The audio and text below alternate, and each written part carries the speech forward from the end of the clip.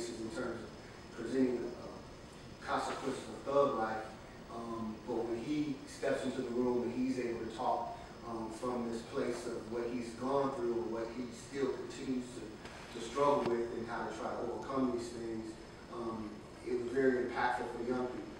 And I would think, Your Honor, we could, the court and our community could, for lack of a better term, use Mr. Richardson in our community to do a better work rather than to incarcerate him and take away his opportunity to get back to the community to address those marijuana addiction and the other issues he's dealing with. And Your Honor, I would also just like to remind the court that this is Mr. Richardson's first positive drug screening, that he has never, while he's been on probation, he's never been in any other trouble, he's never arrested, rearrested. This has been it. And if we could address that, just this issue, Your Honor, I think it could be dealt with short of him going to jail and allow him to continue to be of service to the community and be able to support his family. He does have an 8-year-old daughter who he goes to her school 2 to 3 times a week, volunteering. He has been very involved in his daughter's life. He has been in custody of her, and that's another factor that I think will help keep him pushing towards overcoming this marijuana addiction. Okay. What does the state say? Yeah, positive influence in the community.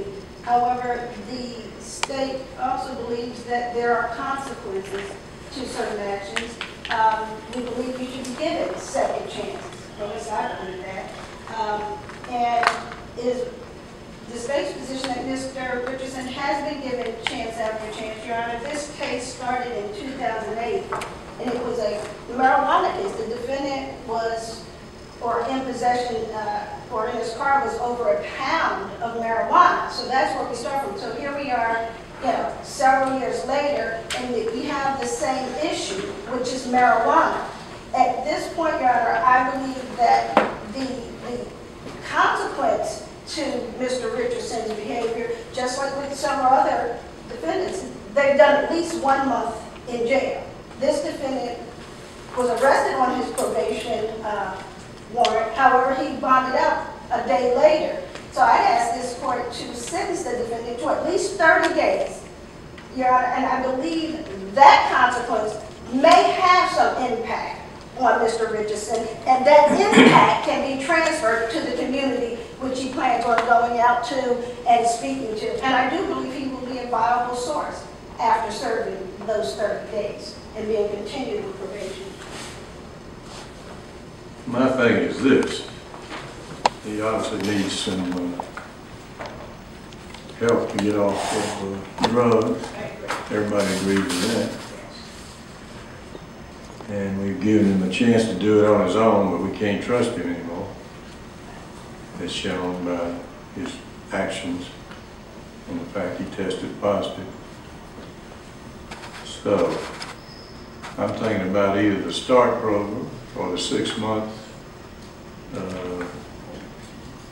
probation program. And Mr. Cross, I'm looking at you. What do you think? I was actually thinking, Your Honor, that the defendant in a 30-day house arrest program where they monitor for alcoholic usage, and that the defendant not to leave his home under any terms unless it comes into our office. No, I don't like that. No, because we've tried these things. He's tried to game the system, so to speak. And so I think we need to put him somewhere where he can. He has no choice, to put it that way. We have, he's on probation until January next year, so we don't have a lot of time, but I could vacate his first offender. I don't really want to do that. We have to wait, he would have to wait 4 to 6 weeks before he would be able to go into the program. In custody, that would be 6 months. I'm going to do that to make sure it doesn't run out while he's still in custody, while he's in the program.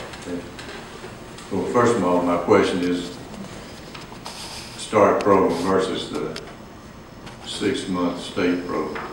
It'd be actually 1 year, because he has to do 6 months in and 6 months out.